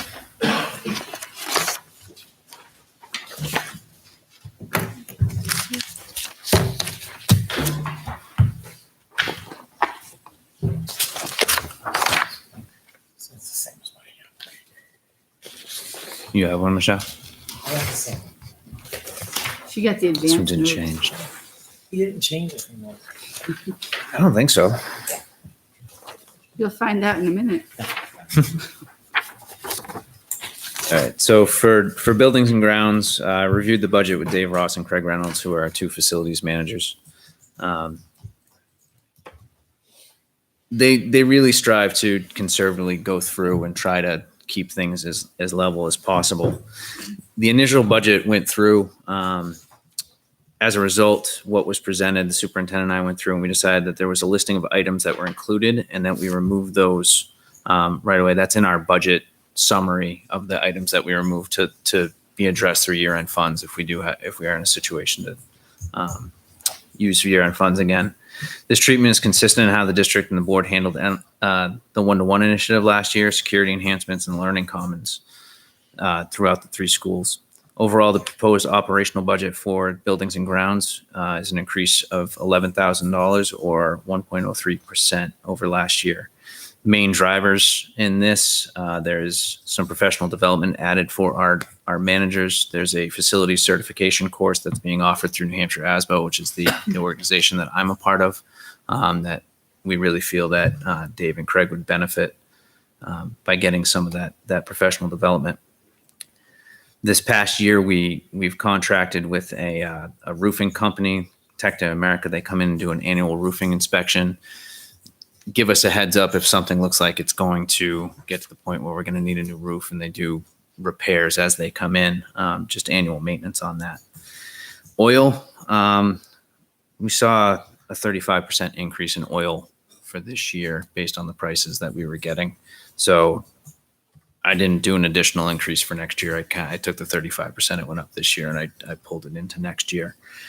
Other than that, there was a couple decreases, $6,700 in our property and liability, and maintenance. The 430 objects across the maintenance lines were decreased at all three schools, and that's directly attributable to the projects that were removed to be looked at for year-end funds. I like that much better. Every year, it was always such a struggle to look at this huge laundry list of building repairs and pick and choose which ones were out there and which ones were really important. And so I like this process better. Okay. My opinion. Any questions? Just one on the supplies under GMS on the very first page. So that account was underspent in 18. Mhm. So I noticed the note to level fund based on the new kindergarten portables. What would be different with the new kindergarten portables from the old ones that would create that need for an additional Just $6,000? additional supplies. I think there's an unknown because we just don't know this year what it's going to cost for the maintenance out there. So I don't know if we could see where we are at this point in the year. We could have an underspend again, and then that would be adjusted down the line. We just don't know at this point. Do we repaint the cafeteria every year? No. Was it not just repainted? I think they're looking to change the color of the cafeteria. I don't recall the last time it was painted. I thought it was I don't think it was just. here. I thought when we did the walkthrough, like, look at our brand new cafe. It was just repainted. We did the gym I thought the this past cafeteria- summer. If they did the gym, it was before I got here. They haven't done it since I've been He here. was explaining about all this repainting they did in the school, and I thought the cafeteria was one of them. So, I'd have to inquire. right, I would just double check on that one. I think it was done a couple of years ago. I would take a look at it because I've gone there a few times this year, and pretty sure it looks different than last year. Not to say that you wouldn't be painting somewhere else, but the cafeteria may not. Usually the budget in that line is for $2,000, and it's for painting throughout the school. This was a particular project that they would like to do. and Maybe they Mr. didn't Thomas like the would like to do. color, but I'm pretty sure it looked pretty nice. I do like the proactive taking a look at the roof because it's always nice to treat a roof before it splits and has to be replaced. Definitely. Like when we finally go proactive instead of reactive. A lot cheaper. How are we doing? How does the this budget align with the report that the building and grounds had been working off of for the various repairs that were suggested by the consultants? Are there any of those items in this budget? No, we're using that to build the bigger capital plan. But we're addressing some There of the are, items. yeah. I mean, as Dave works through things do get addressed. So When's that fence going in? probably looking at spring at this point. Still on the list though, right? Oh yeah. Okay.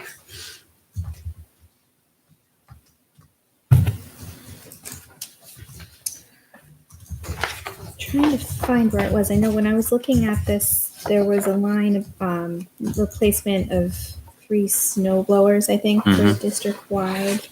is that part of a larger plan of replacement or? The snow blowers that are at each school are old and pretty much, they're fine until it actually snows and then the things don't work. So Dave has pretty much rebuilt the things every year for the past couple of years. So now it's time. And the ones that they're asking for are a little more commercial grade. I picked up on that also and thought, it's too bad we didn't plan. One at a time. When they're all broken, you Yeah. Just lose don't your take ability it to the plan. So there we are. Just don't take it to the roof. That's all I ask. Mm-mm. So, under inspections, we traditionally seem to spend a whole lot less. Where are we? Non-instructional equipment, I'm on page 14. And it says inspections, indoor, outdoor bleachers, annual gym divider, annual overhead fire door, drop test, 7 overhead doors, annual elevator inspection, chairlift test, So we always budget for all this, but we don't seem to spend it. What? We should be. I agree, but we spend $3,000 to $4,000, including It's up to FY nine. 2018. We budgeted 8,100. Mhm. We spent under 2,300. So why are we budgeting if we're not doing all this? And maybe this is just all of the, and we do them every other year. We do them on every 3 year. Like maybe they don't all get done every year, but we kind of need to take a look at that because we never come close. I would like to review that with Dave and Craig. Okay. And then come back. I and see answer the that one. actuals. But I mean, all that equipment should be inspected. I would think our insurance company. And I'm would want it to be sure they inspected. are, and it might be Billed elsewhere.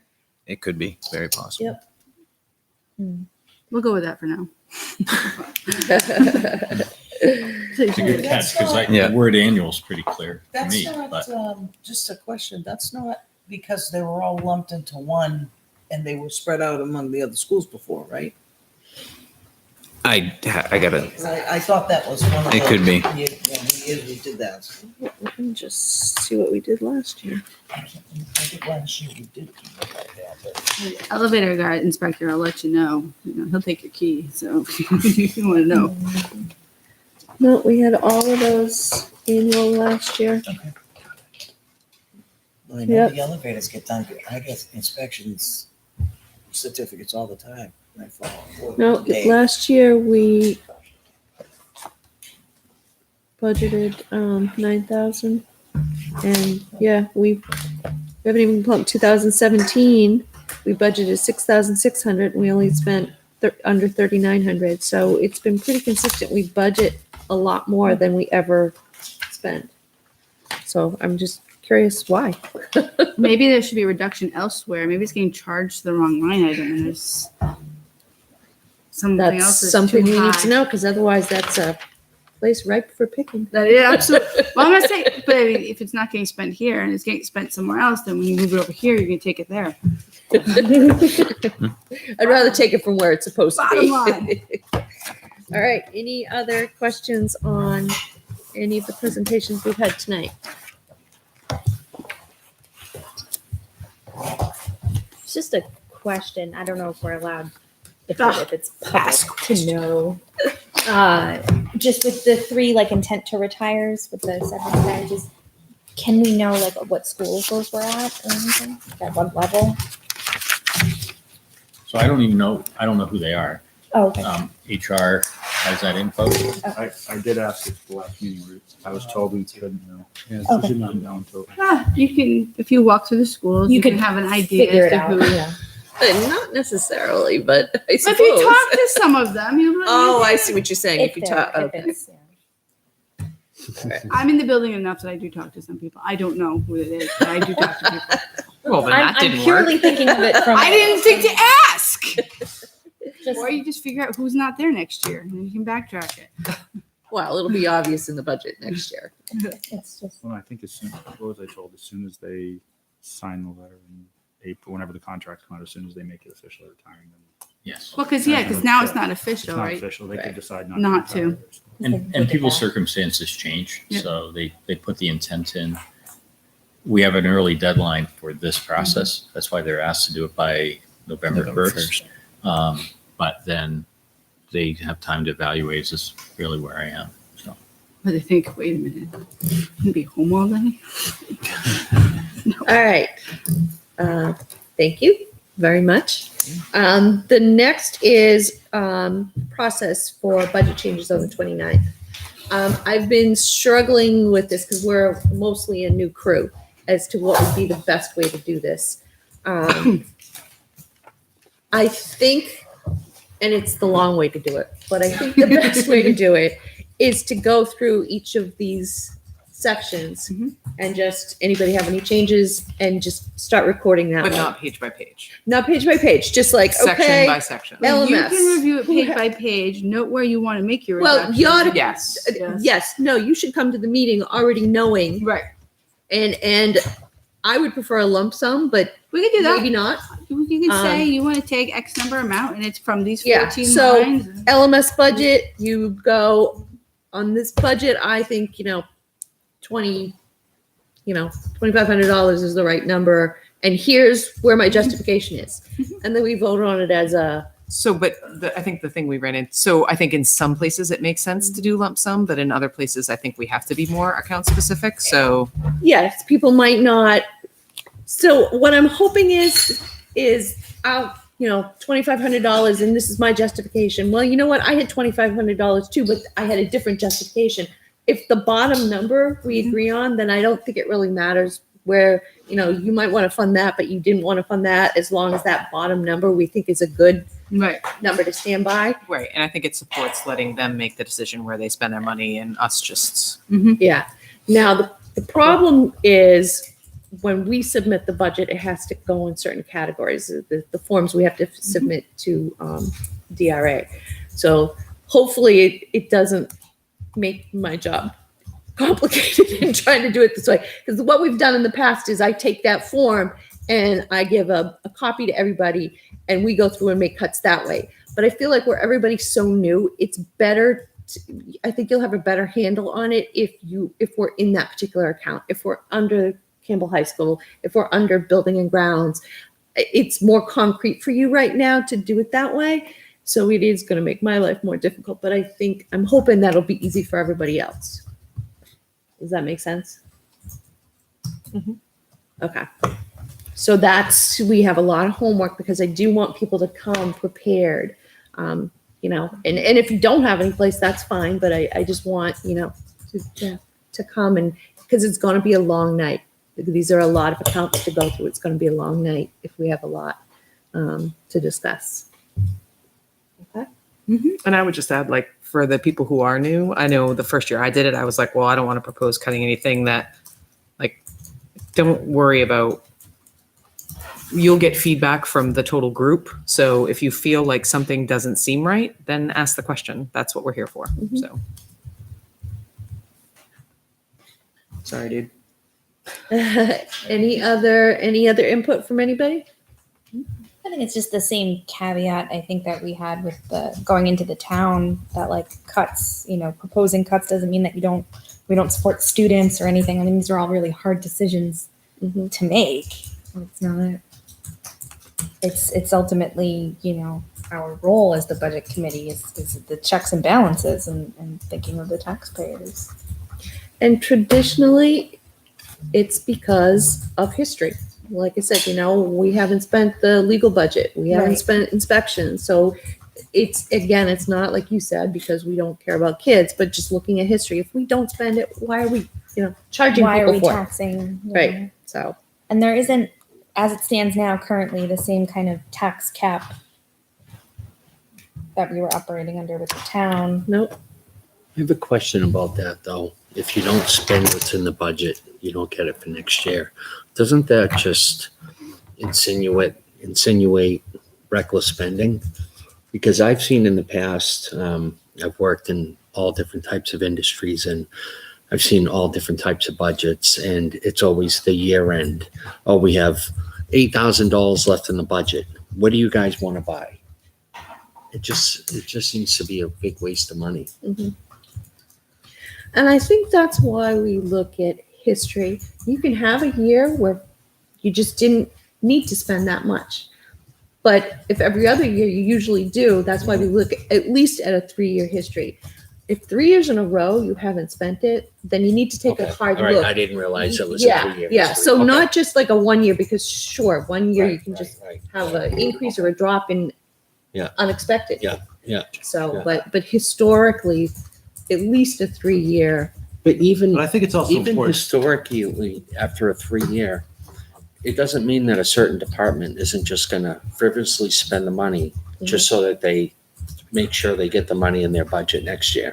It doesn't, well, I won't say it didn't happen, but it doesn't happen normally. Because what happens is, if there's $8,000 left in the bottom line of the whole town budget, for example, we'll typically either encumber those dollars so we can offset some expenditures in the following year, and we'll count that in the budget that goes into the following year if we know about it in time. But it's not, you say frivolously, it's something that's a need that we either took as a lower priority because we couldn't afford it. We had some savings, because let's say it didn't snow, it didn't snow 2 times that we had planned for it, right? That's not what I've seen in the past, though, not with the town, but with other budgets. Mhm. That's not what I've seen in the past. What I've seen in the past is, well, we have $10,000 in the budget. We only spent $7. Right. What do you guys need? Like- That's, Yeah, that question doesn't get asked Well, at the town side. One of the benefits, I think, of the way this town operates is it's a small town. And if you have concerns about how things are spending, you say, hey, I'm going to see you at the baseball game and we're going to have a chat and I'm going to vote you out or I'm going to run against you. And there are checks and balances on a local level, because one of the benefits of a small town, everybody knows everybody. And so if somebody's doing something they shouldn't be doing on the school board, it's not too difficult to get the word out. no, get but them out. that's not what I'm saying. I'm just saying with a specific department. But they come under the purview of the school board, right? Because the school board has to set the direction, and they could say, don't spend this or do spend this. So, Yeah, from the town side, the last 2 months of the year, we typically watch all that spending so that it's okay. not occurring. I mean, Oh. I'm not saying it didn't happen. I'm Yeah. sure it happened in the Yeah. past, but in Yeah. the last 10 years, there's been a lot of focus on bottom line. We shaved a lot of our overages out of our budget. So when you look at the town is it's pretty tight. I mean, nickels and dimes can change the outcome of some things, you know. Yeah. So it is what the board does monitor it. The departments do monitor Okay, it. that's what I did. And unfortunately, a lot of our departments will delay any planned spending to the end of the year to make sure we actually have the funding. Right. Because all it right. takes is one department to have a challenge, and now we've got to Yeah. borrow from another department to make the bottom about line. Peter So Paper. yeah, I mean, it happens all the time, right? Yeah, yeah. I won't say our savings account, but the snow removal is one of the places where we plan for X amount of storms. If all of a sudden we go in December and we only had 2 Oh, storms, well, we that's plan something for that 6, always you gets go, blown out. we either right? use it to buy ahead of time for salt for the following year, or we use it to offset other costs for road maintenance or something else is going on. So it's just, we try to manage it in a way that it doesn't look like we're taking it and doing frivolous things. We're doing things that are going to help us either the year in the future year or even further out. So. And what I was commenting on, what I like what the school district has done this year is they've taken all of their, or a large number of their repairs, taken them out of the budget and said, these are the things we're going to prioritize at the end of the year if we have unexpended funds. Right, understood, yeah. So I like that approach because it minimizes the budget impact. Yeah. And then if you do end up saving some money, it's not spent frivolously, it's actually spent on something that was planned out. So I don't think we see that happening. Okay. Or at And least, it's like very I said, I transparent. like the way it's being done this year because I like that planning better. Right. Only problem with that, though, is if it is as tight as Corey says, and you don't have the money for these repairs that might need to be done, then you might find yourselves with a more expensive repair in the future. So there's a balance there. I think if you see after a year or two, if you've got these that you haven't been able to do, then those are the ones you start putting in the budget. But I think if they can hold off for end of year funds, then they're not an emergency. No, absolutely. So. Any other thoughts? All right, public input? Smiling faces, no input. All right, if Good, no there's nothing Motion to else, adjourn. I'll take a motion to adjourn. I heard that from Second. Rob and I heard second. All in favor, say aye. Aye. Any opposed? All right, everybody have a good Thanksgiving. We'll Happy see you back Thanksgiving, in 2 everyone. weeks.